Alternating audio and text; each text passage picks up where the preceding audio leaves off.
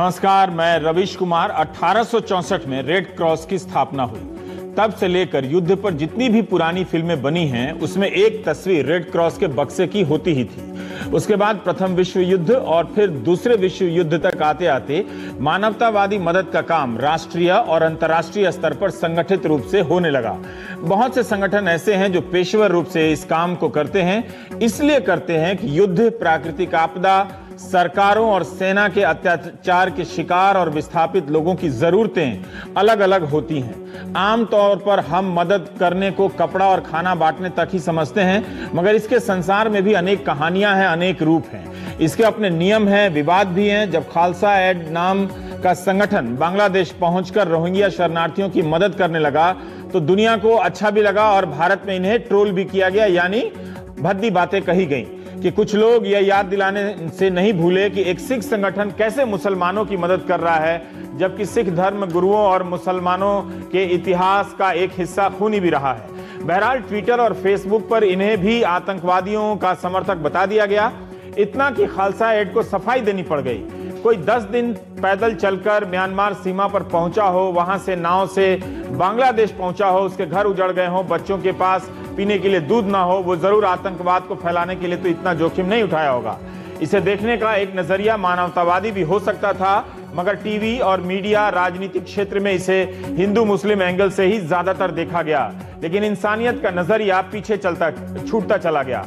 Khalsa add के लोग बांग्लादेश पहुंचकर 50,000 लोगों की मदद करने में जुट गए, खाना खिलाने लगे। जब ट्विटर पर एक महिला ने पूछा कि क्या आप पाकिस्तान जाकर सिखों की भी मदद करेंगे जिन्हें जजिया देना पड़ता है, वैसे पाकिस्तान में जजिया लगने का कोई प्रमाण तो है नहीं, फिर भी इस तंज पर खालसा एड ने भी व्यंग्य के लहजे में जवाब देते हुए कहा कि हम न सिर्फ सिख बल्कि 2005 के भूकंप में और 2009 के स्वास्थ्य संकट में भी हिंदुओं की मदद कर चुके हैं। खालसा एड का कहना था कि रोहिंग्या मुसलमानों की स्थिति बहुत ही खराब है। जिस वक्त रोहिंग्या को बसाने या भगाने की बात हो रही थी, खालसा एड उनकी भूख की चिंता कर रहा था, दवा की चिंता कर रहा था, भावनात्मक सुरक्षा की चिंता कर रहा था। जरूरत है कि हम इन मानवतावादी संगठनों की भूमिका को भी ठीक से समझें। 28 अक्टूबर 2010 का बीबीसी पर सौतिक विश्वास का एक लेख है, आप देखिएगा।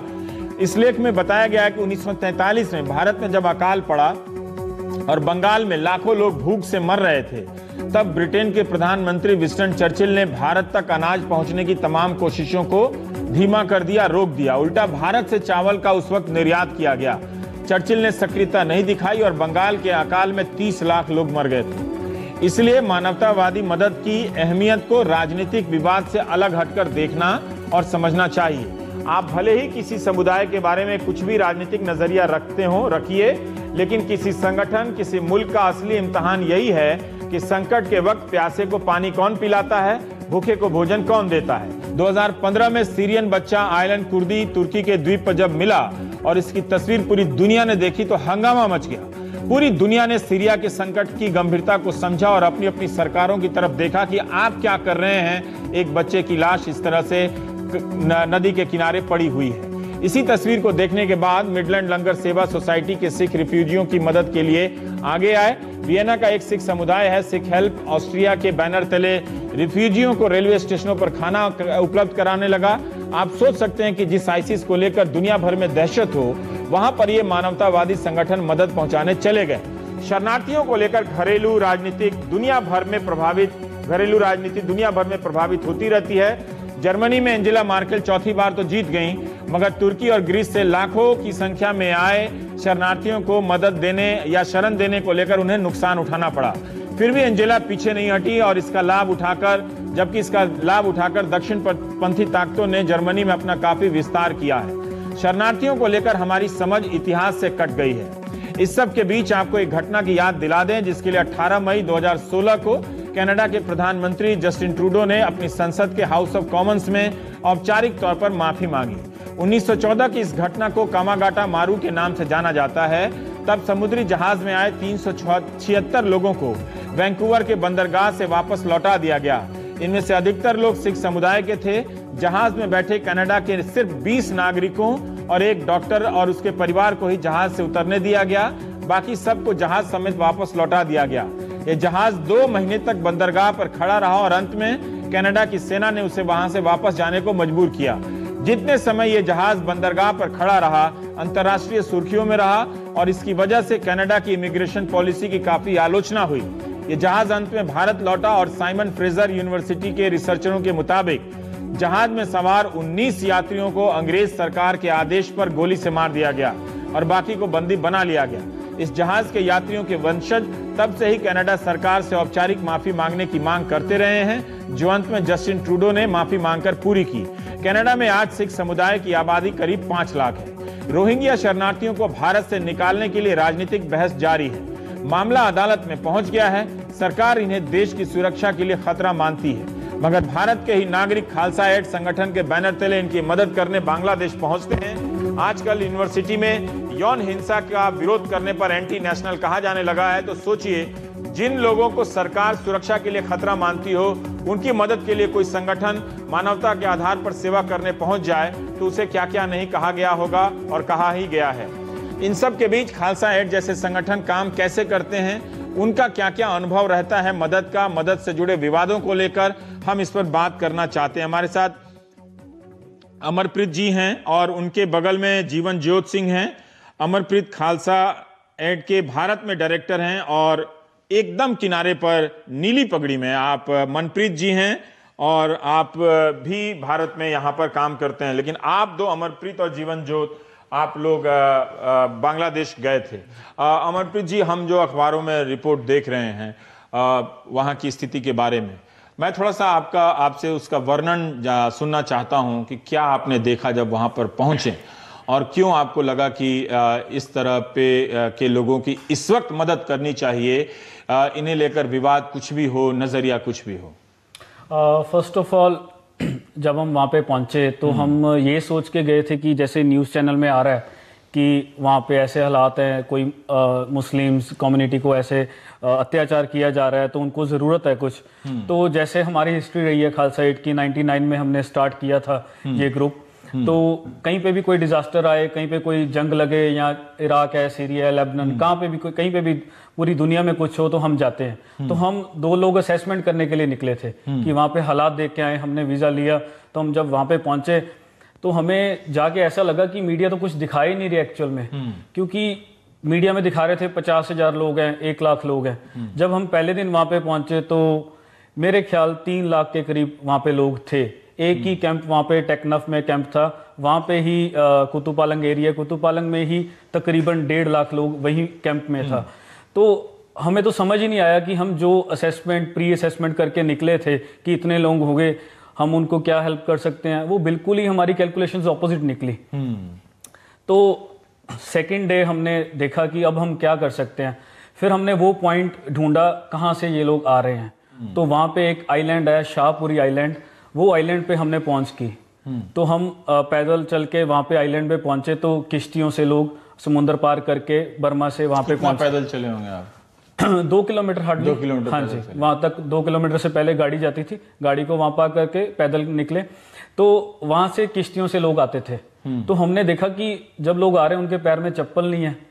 एक एक दिन का बच्चा हमने देखा, उनकी वीडियो बनाई कि यार ये बच्चों की क्या हालात है, इनको खाने को कुछ नहीं है, पीने को पानी नहीं है। हमने काफ़ी मिशंस किए और पानी की बोतलें बांटी, लेकिन वहाँ पे जाके पता चला कि एक एक सिप पानी की क्या कीमत रखती है। हमने एक बोतल में से 10 लोगों को पानी पिलाया, और जिंदगी, एक बोतल में से 10 लोगों को पानी पिलाया, क्योंकि पानी की रिक्वायरमेंट इतनी थी। क्योंकि जो लोग थे वहाँ पे कोई रिलीफ ही नहीं पहुंचा रहा था। क्योंकि जब वो जैसे हमने पूछा उन लोगों से कि आपको कितने दिन हो गए वहाँ से आए हुए बर्मा से, तो कई कहते थे कि हम पहाड़ों के नीचे छुपे हुए थे, कई लोग कहते थे कि हम अपनी जान बचा के जंगलों में छुपे हुए थे।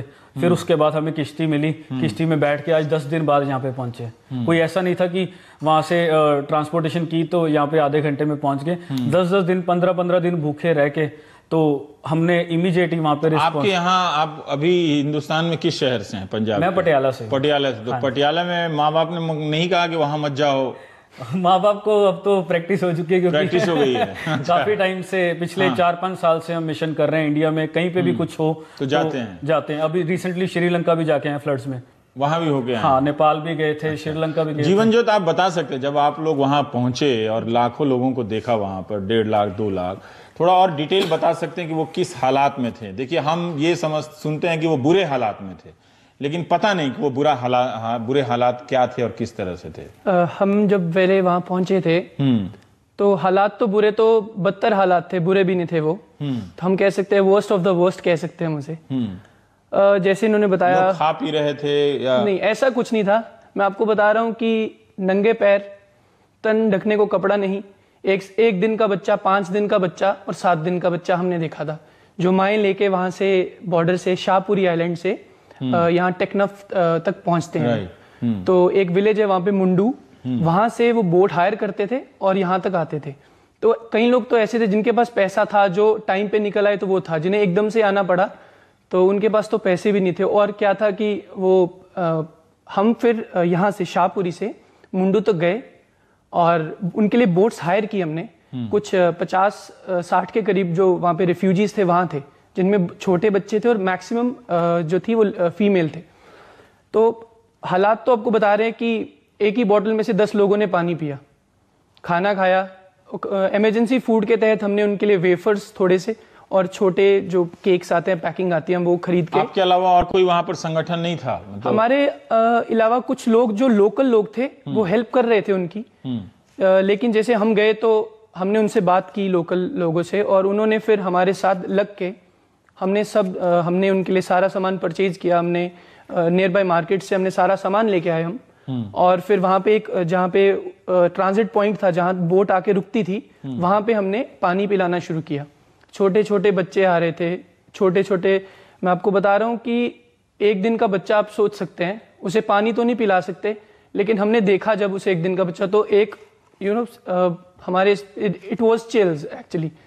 तो मैं आप बता नहीं, वो यहाँ पे हम कैमरा पे या लिख के किसी चीज पे नहीं बता सकते। लोग आपकी तरफ देख कर टूटे होंगे जब आप पानी लेकर पहुंचे होंगे या बिस्किट लेकर पहुंचे होंगे। सर, हम तो जैसे सामान परचेज किए, हमने तो यही सोचा था कि चलो पानी उनको बॉटल्स दे देंगे।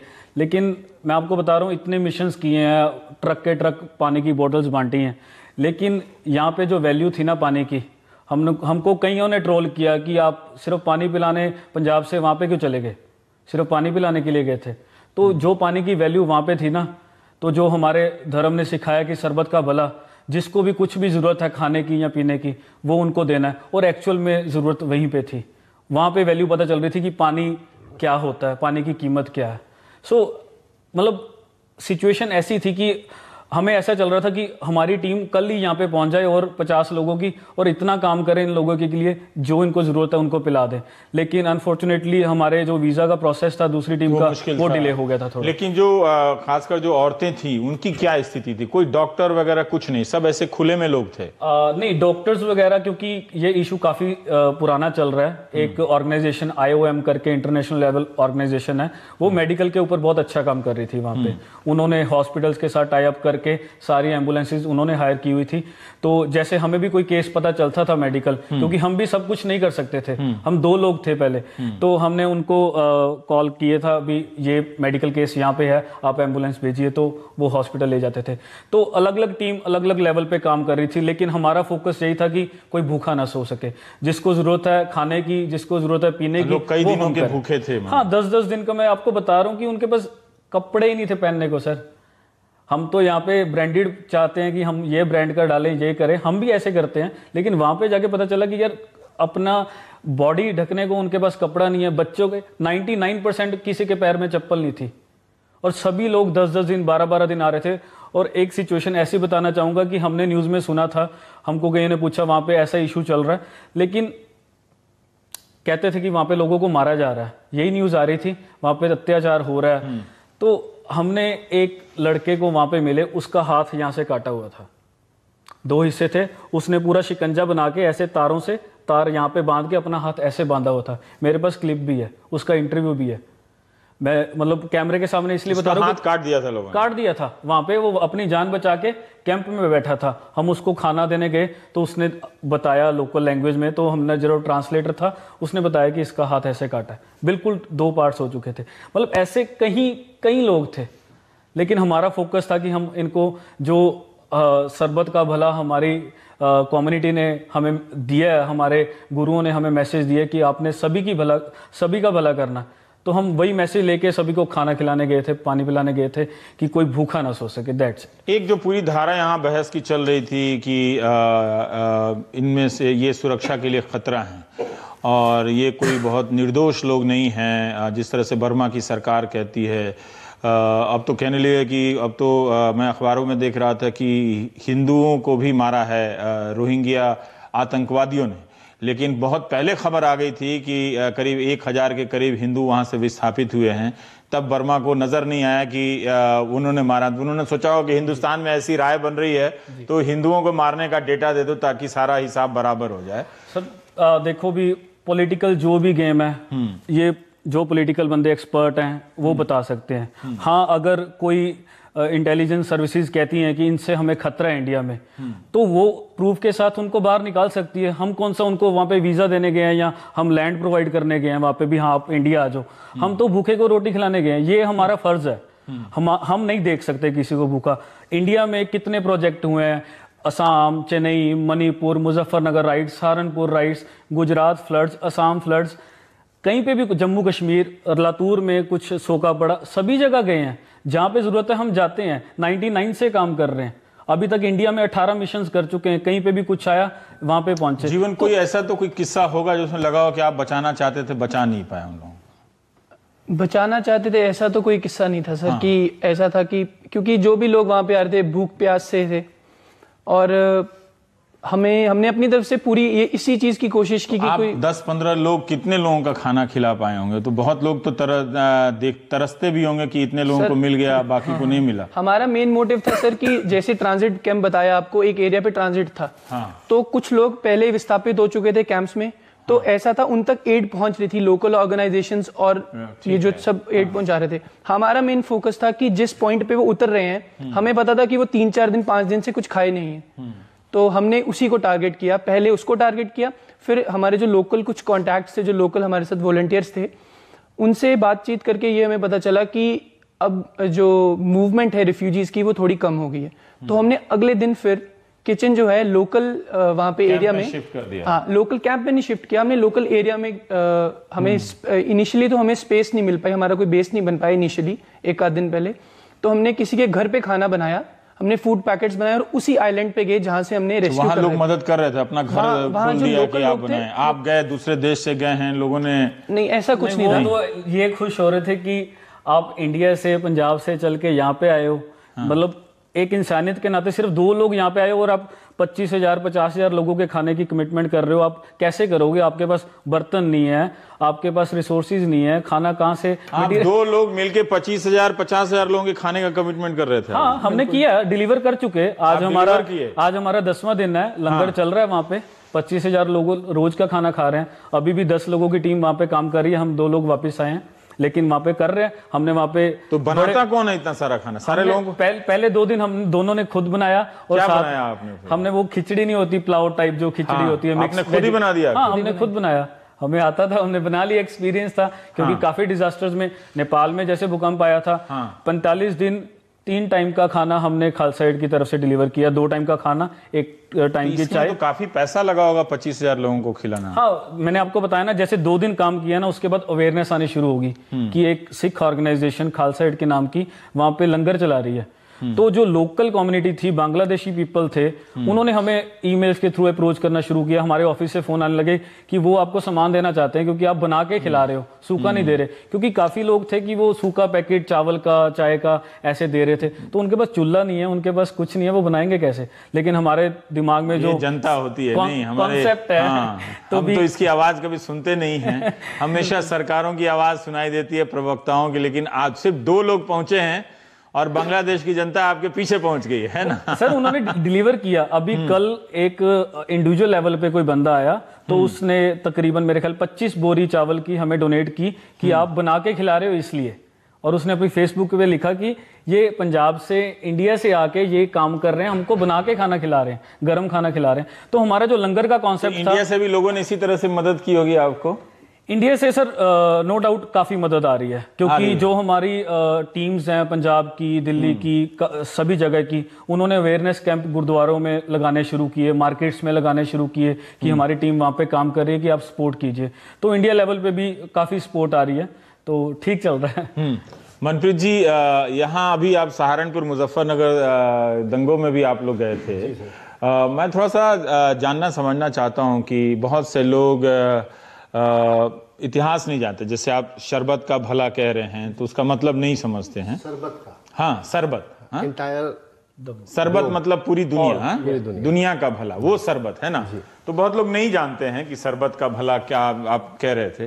पर ये जो बार बार लोग कहते हैं कि जैसे ट्रोल जब होने लगा आप लोगों को लेके कि आप एक मुसलमानों की मदद करने के लिए गए हैं, और वो गुरु तेग बहादुर जी का लोग इतिहास बताने लगा।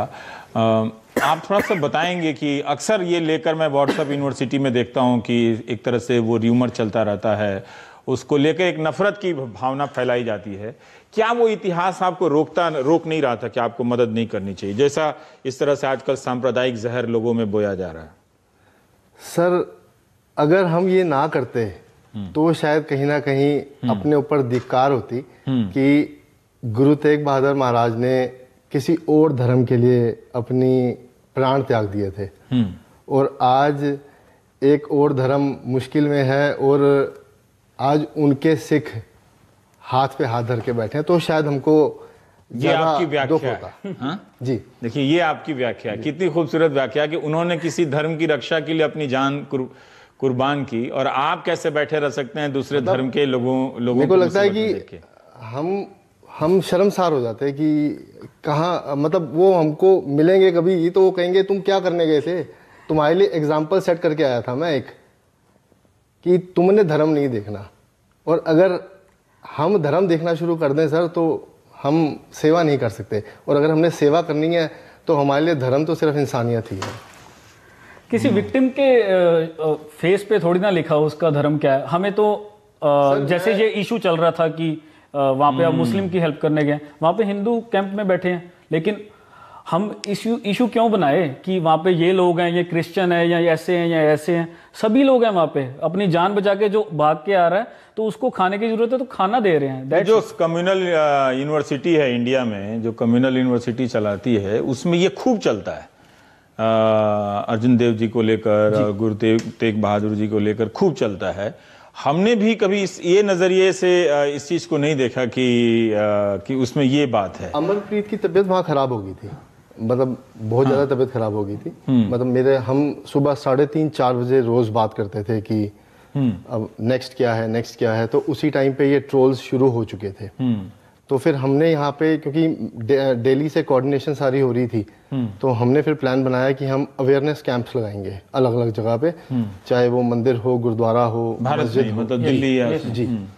तो जब हमने कैंप्स लगाने शुरू करे तो हम इस तरीके से सोच के गए थे कि हर बंदा जो है वो हमें पकड़ लेगा कि आप क्या कर रहे हो। बहुत मिले, मतलब जो मिले वो इतने कड़वे मिले कि दुख हुआ, बट मैक्सिमम लोगों ने, मतलब एक इंसिडेंस ऐसा हुआ कि एक हिंदू जेंटलमैन मेरे पास आए और उन्होंने मेरे को गले लगा लिया। उन्होंने बोला मेरे को बस 2 मिनट ना गले लगाने दो।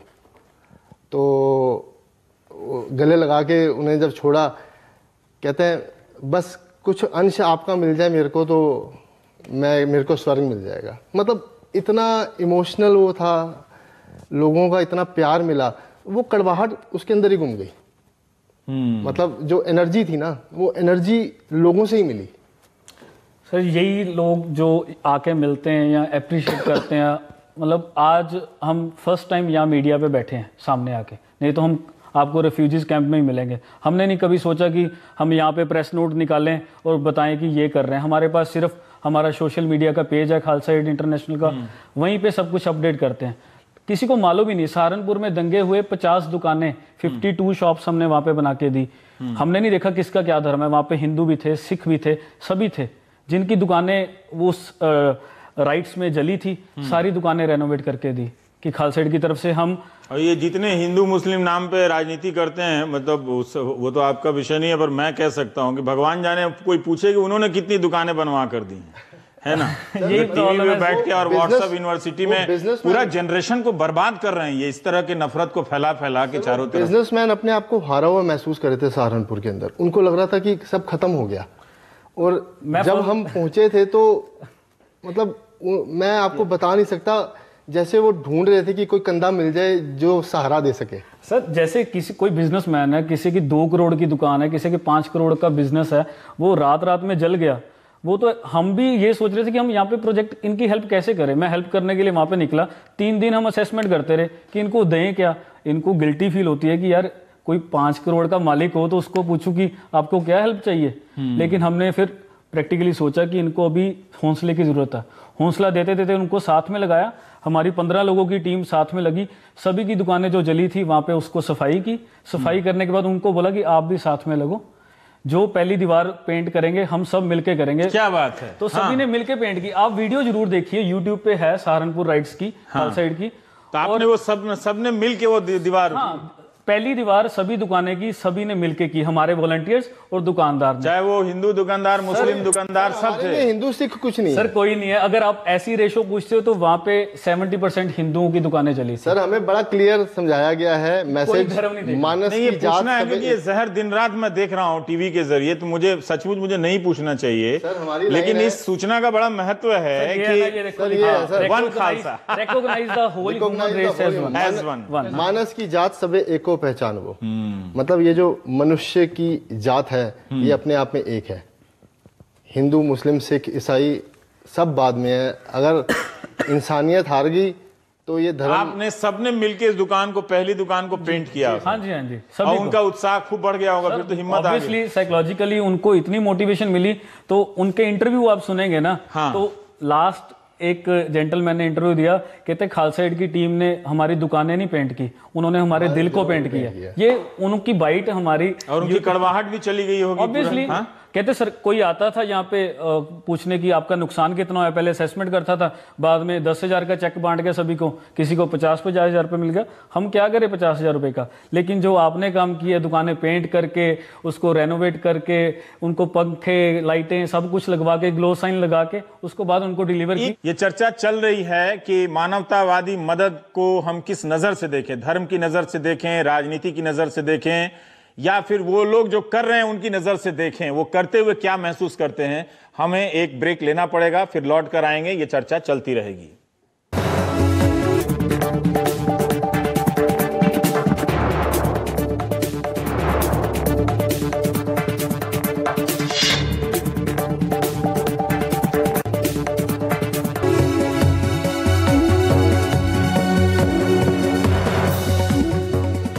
थोड़ा और बताइए कि जो आप यहाँ दिल्ली में अवेयरनेस लगा रहे थे, ये भी हमें पता नहीं है, और अच्छे काम का तो पता नहीं होता ना, कि अब आप देखिए सहारनपुर वाली ये बात कि किस तरह से सबने मिल के पेंट किया, क्या खूबसूरत नज़ारा रहा।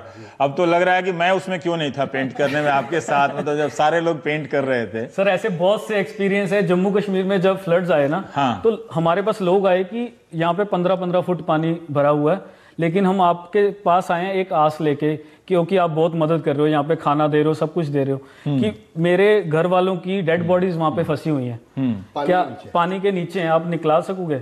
हमने कहा हम इतने एक्सपर्ट तो नहीं है, लेकिन इतना जिगरा जरूर है कि हम कोशिश जरूर करेंगे। मैंने उन लेडी को बोला कि हम कोशिश जरूर करेंगे। मैं वहाँ से निकला, एक एक्स आर्मी में निकला, कहता आप बहुत काम कर रहे हो, आपको जरूरत पड़े ना मुझे फ़ोन करना। मैं कहा जरूरत अभी है तेरी, वहाँ पे लाशें पड़ी हैं, हमने निकालनी है, कैसे निकालनी है ये तू बता, हम तेरे साथ हैं। कहता आपको तो राफ्ट चाहिए होगी। मैं कितने की आएगी? कहता 2 लाख की। मैंने कहा सुबह आ जाएगी। उसने दिल्ली ऑर्डर किया, सुबह पहली फ्लाइट पे राफ्ट आई, हमने वो डेड बॉडीज निकाली। वो भी फुटेज मैं अभी सर को दिखा रहा था। और जब डेड बॉडीज निकल रही थी तो क्या हालात थे, मतलब एक आदमी ने अपने बच्चे को यहाँ पे बांधा हुआ है, तो वॉलंटियर ग्राउंड जीरो पे जाके काम कर रहे हैं। लेकिन हमारे पास टाइम नहीं है कि हम मीडिया को वहाँ पे प्रेस रिलीज करें, यहाँ पे आके सभी प्रेस क्लब में आके इंटरव्यू दें, क्योंकि हमारी टीम ग्राउंड पे, हम सभी प्रोफेशनल बंदे, कम लोग हैं, ज्यादा काम करना है। हमारे पास पेड वर्कर्स नहीं है कि हम उनको पैसे देते हैं, ये बैठे हैं कि आप पैसे लो हमारे साथ वॉलंटियर करने चलो, नहीं। सभी अपना टाइम निकाल के, सभी अपने प्रोफेशन से छुट्टियां लेके, पायलट्स, इंजीनियर्स, सभी तरह के लोग हैं हमारे पास, वो टाइम निकाल के छुट्टियां लेके काम करने आते हैं। अभी एक भाई साहब ऑस्ट्रेलिया से अपनी जॉब से छुट्टी लेके बांग्लादेश बैठे हैं हमारे साथ, टीम के साथ, वो काम कर रहे हैं वहाँ पे, 2 वीक की छुट्टी लेके काम कर। ऐसे ही सारी चेन है हमारी, वॉलंटियर्स टाइम निकालते हैं, वहाँ पे जाते हैं। तो यहाँ कहाँ कहाँ आपने अवेयरनेस कैंप लगाया था? थोड़ा और मुझे जानना है कि कर क्या रहे थे आप लोग? पब्लिक में लोग आ जा रहा था, उनको बता रहे थे कि आप लोग ये काम कर रहे हैं? जी सर, हमने वहाँ पे हमने गुरुद्वारा बंगला साहब के बाहर कैंप लगाया, रजौरी में लगाया, गुड़गांव में लगाया। मतलब जहाँ हमको थोड़ी सी भी लगा कि यार नहीं, यहाँ पे लोगों को अवेयरनेस देनी बहुत ज़रूरी है, हम वहाँ पे गए। लेकिन लोग कह रहे थे टीवी के चक्कर में कि आप उनकी क्यों मदद कर रहे हो? सबसे बड़ी प्रॉब्लम क्या है कि आज ये माहौल हो गया है कि लोग व्हाट्सएप, फेसबुक पे इतना ज़्यादा भरोसा करने लग गए हैं कि उनको समझ में ही नहीं आता कि सच क्या है और झूठ क्या है। एक भाई साहब मेरे पास आए, उन्होंने व्हाट्सएप दिखाया मुझे, व्हाट्सएप के अंदर पतीले पड़े हुए लोग खाना बना रहे, तो कहते हैं आपको शर्म नहीं आती, आप सपोलों को बचा रहे हैं, ये देखिए इंसानी मांस बना रहे हैं ये रोहिंग्या के मुसलमान। तो मैं अब ऐसे बंदों को हम छोड़ भी नहीं सकते, उनको बताना बहुत ज़रूरी है। जब तक वो जहर निकलेगा नहीं, ये तो बढ़ता जाएगा। उनको मैंने बिठाया, 15 मिनट बिठा के उनको सब कुछ समझाया। समझाने के बाद वो बंदा 10 रुपये हमारे गुल्लक में डाल के गया। क्या बात! तो सर वो जो हमारे लिए पैसा प्रायोरिटी नहीं है, पैसा तो देखो, नजरिया भी बदलना चाहिए, बहुत जरूरी है सर, अवेयरनेस जरूरी है। अगर नजरिया नहीं बदलेगा ना, तो आज हम अगर मुसलमानों के लिए काम कर रहे हैं तो लोग कह रहे हैं कि आप मुसलमानों के लिए काम कर रहे हो, कल ऐसे ही लोग कहने वाले आ जाएंगे कि आप हिंदुओं के लिए क्यों काम कर रहे हो, 84 में इन्होंने आपको मारा था। तो ये रुक नहीं सकता, ये रीजन नहीं हो सकता। इतिहास है, ये आपको प्रभावित नहीं करती हैं? नहीं सर, नहीं करती। नहीं सर, हमें देखिए, मैं इसलिए पूछ रहा हूं कि मेरा अपना अनुभव रहा है सिख समुदाय के लोगों के साथ कि इतना कुछ झेला आप लोगों ने, सचमुच 47 में झेला आप लोगों ने, भावनात्मक रूप से सारा संपत्ति घर सब बिछड़ा, फिर भी 84 में झेला आपने, सब झेला, फिर भी आप लोग उस तरह से वो जहर जिस तरह से हिंदू मुस्लिम ये हिंदी पट्टी में और चारों तरफ फैलती है, ये मुसलमान ऐसे होते हैं और हिंदू ऐसे होते हैं, लेके जो पूरा जहरीला वातावरण फैलता है, आप लोगों के भीतर वो गुस्सा नहीं रहता कि हमें बदला लेना है? सर बड़ा क्लियर बात बताया तो आपके भीतर वो डर भी नहीं रहता है कि कोई दूसरा समुदाय आकर आपके ऊपर चढ़ जाएगा या आबादी खा जाएगी आपको? ये सब आपके भीतर क्यों नहीं होता है? सर रीजन ये है कि फर्स्ट ऑफ ऑल जो हमारा गुरु ग्रंथ साहब है, उसमें सभी धर्मों के जो लोग थे, बैकग्राउंड्स के लोग थे, उनकी बाणी लिखी हुई है। उनसे हमें पढ़ के मोटिवेशन मिलती है कि अगर हमारे गुरु ही नहीं फर्क समझा तो हम कौन सी चीज हैं, हम कौन लोग हैं कि हम फर्क समझना इन सब घटनाओं का क्यों नहीं असर? क्यों नहीं वो, जैसे कहते हैं ना कि वो तलखी भरी होती है, जैसे देखते हैं कि व्हाट्सएप में कि चल रहा है कि मुसलमानों ने ये कर दिया, मुसलमानों ने वो कर दिया, और एक जहर फैल रहा है, तो उससे ज्यादा तो आप लोगों ने जान गंवाई है और भुगता है दोनों कम्युनिटी से। अगर 84 के हिसाब से देखें तो मारने वाले कौन थे, है ना? और अगर 47 में देखें तो आप लोगों ने एक तरह से मुस्लिम कम्युनिटी के भी शिकार हुए। दोनों कम्युनिटी से आपका इतिहास, मतलब नरसंहार को झेला आप लोगों ने, फिर भी वो बिटरनेस तलखी क्यों नहीं कि बदला लेना है, पीढ़ियों को बताना है, बच्चा बड़ा हो व्हाट्सएप ठेल के बताना कि तुम्हें ऐसा करना है, आप लोग क्यों नहीं करते? मेरे खुद की फैमिली 47 में दादी लोग वहां से आए पाकिस्तान से, 84 में हम हरियाणा से उजड़ के पंजाब में आए, हमारी फैमिली का भी बैकग्राउंड है। हमारे घर वालों ने भी बताया कि हमारे साथ ऐसा हुआ, हमारी दुकानें लुट गई, सब कुछ हो गया। तो वो जो लोग थे वो सभी कम्युनिटी में है, चाहे वो मुस्लिम है, जो मुस्लिम ने हमारे साथ किया, जो हिंदूज ने हमारे साथ किया, किसी भी कम्युनिटी ने अगर हमारे साथ कुछ किया, वो कुछ लोग थे, वो ग्रुप था कुछ जिन्होंने गलत काम किया। हमारी कम्युनिटी में भी अभी हमको, सिख कम्युनिटी में कई लोग कहते हैं कि आप क्यों कर रहे हो हेल्प, हमको गालियां निकाल रहे हैं कि आप सिख होके दूसरे की मदद क्यों कर रहे हो। लेकिन वो लोग ऐसे हैं जिन्होंने सिर्फ धर्म को भेष बनाया और एक्चुअल में प्रैक्टिकल करना नहीं सीखा कि हमारे गुरुओं ने किसी के लिए जान दिया और हम सिर्फ रोटी नहीं खिला सकते। क्या वो लोग हैं। मनप्रीत जी, आपका इस पे टेक जानना चाहता हूँ, फिर मैं ब्रेक लूंगा। सर मैं वो जानना जो बिटरनेस क्यों नहीं। मैं आपको एक छोटी सी बात बताता हूँ, मतलब जो दिल की बात है। सिख मरे, सिखों की हिस्ट्री है शहादतें देने की, बट जिस दिन सिक्खी मर गई ना, उस दिन ये धर्म खत्म है। तो ये सिक्खी नहीं मरनी चाहिए। सिख चाहे मर जाए, सिक्खी नहीं मरनी चाहिए। सिक्खी नहीं मरनी। जो क्वालिटीज है ना जो आज जो उनकी जो एजुकेशन है जो हमारे गुरुओं की, जिस दिन वो खत्म होगी उस दिन सिख धर्म नहीं रहेगा। तो वो सिक्खी नहीं मरनी चाहिए। एक छोटा सा ब्रेक और ब्रेक के बाद हम कुछ और बातें करेंगे। पूछता कि आप इराक सीरिया बॉर्डर पे ब्रेड बांट रहे हो, वहां पे तो बॉम्ब चल रहे हैं। हाँ, और ISIS आतंकवादी दिन भर हम लोग चलाते रहते हैं। कई बार जो हमारे फाउंडर हैं खालसा एड के रवि सिंह, वो वहां पे जाते हैं, कई बार लाइव करते हैं, वो बताते हैं कि 1 किलोमीटर के बाद बॉर्डर है, वहां पे शेलिंग हो रही है। हम यहाँ पे बांग्लादेश गए, हम कई फ्रेंड सर्कल लेके, आप क्यों जा रहे हो वहां पे? लेकिन जो बात मनप्रीत जी ने बोली कि चाहे सिख मर जाए, सिक्खी नहीं मरनी चाहिए। अगर एक मिसाल जब सीरिया गए तो जान भी खतरे में है ना, नहीं तो बोल रहे हैं, लेकिन जो मिसाल कायम हुई ना कि सिख का जो फर्ज था असल में ये नहीं कि 4 बाउंड्रीज की तरफ आप सिर्फ वहां पे लंगर छका रहे हो, नहीं, ये पूरे ग्लोब में लंगर चलना चाहिए। ये जो गोलियां कहीं से भी चल रही हो, लंगर चलेगा। लंगर चलेगा। क्या बात है, भूखे को रोटी मिलेगी। क्या बात आपको एक लाइव एग्जांपल देता हूँ। हमारे जो हेड हैं रवि सिंह जी, क्योंकि वो ऐसे एरियाज में जाते हैं जहां पे जान का खतरा है। उन्होंने आज से तकरीबन 1 महीने पहले अपने फेसबुक पेज पे ये डाला कि अगर कल भगवान ना करे मैं किसी मिशन के ऊपर मर जाता हूं तो ये किसी धर्म के ऊपर नहीं जाना चाहिए। ये मेरा मैसेज है। उन्होंने डाला ये कि अगर उनकी मौत हो जाए, किसी कम्युनिटी में काम करते हुए मर जाए, तो धर्म के ऊपर नहीं डालना आपने। आप लोग क्यों नहीं मोर्चा संभालते हैं? अब मुझे लगता है कि अपना खालसा एड को यहाँ पर आकर राजनीति में जो इस तरह के जहर फैल गया है, आप लोगों की मदद की बहुत जरूरत है। सर, मैं सही कह रहा हूँ? नहीं, राजनीति में नहीं आना, मतलब समाज में आकर थोड़ा सा आप कुछ कहना चाह रहे थे, हमारा समय समाप्त हो रहा है। सर, हम ये चीज कहना चाहते हैं, हमारे पहले सिखिज्म में कास्ट डिस्टिंक्शन तो बिल्कुल भी नहीं है। हाँ, अकॉर्डिंग टू गुरु ग्रंथ साहिब हमारे में ये चीजें लिखी नहीं हुई है। 30 स्पिरिचुअल गुरुज हैं, जिसमें रविदास थे, कबीर थे, जट भी थे, कुछ और भी थे, लेकिन डिस्टिंक्शन नहीं था। अमृत मंथन है, मतलब एक तरह से। तो यही हमारा तो मेन मोटो यही है। गुरबानी आपकी, मतलब उससे बेहतरीन धार्मिक साहित्य क्या हो सकती है? लेकिन ये है ना, पढ़ते सब हैं। हाँ, उसको प्रैक्टिक कोई नहीं करता। प्रैक्टिकलिटी में कोई सभी धर्म यही सिखाते हैं ना कि किसी का बुरा नहीं करना, किसी को मारना नहीं। कौन सा धर्म बताता है कि तू मुझको मार तो मेरा मांस खा, या मुझे जिंदा जला दे? कोई धर्म नहीं सिखाता। लेकिन हमारा धर्म भी नहीं सिखाता। लेकिन हमारा धर्म यह सिखाता है कि भूखे को रोटी, प्यासे को पानी, सिर पे छत चाहिए, जहां पे भी जरूरत है। कास्ट नहीं देखना, सब कमाल के लोग हैं आप लोग। बहुत बहुत शुक्रिया, मजा आया और काफी सकारात्मक कर दिया आप लोगों ने। कुछ दिन पहले गुरुद्वारा बंगला साहिब जी में गया था कि किस तरह से वहां की लंगर से हमारे लोकतंत्र के तमाम संघर्षों को मदद मिलती है, सब्सिडी मिलती है। पर ये जबरदस्त उदाहरण आप लोगों ने दिया कि रवि सिंह का, जो इसके संस्थापक हैं, कि वो अगर मर भी जाएं किसी कम्युनिटी के हाथों मदद करते हुए, तो उस कम्युनिटी पे ब्लेम नहीं आना चाहिए। सभी ये इतनी समझदारी आ जाए तो हिंदू मुस्लिम टॉपिक छोड़ के हम थोड़ा अस्पताल और शिक्षा पर भी बहस कर लें टीवी में।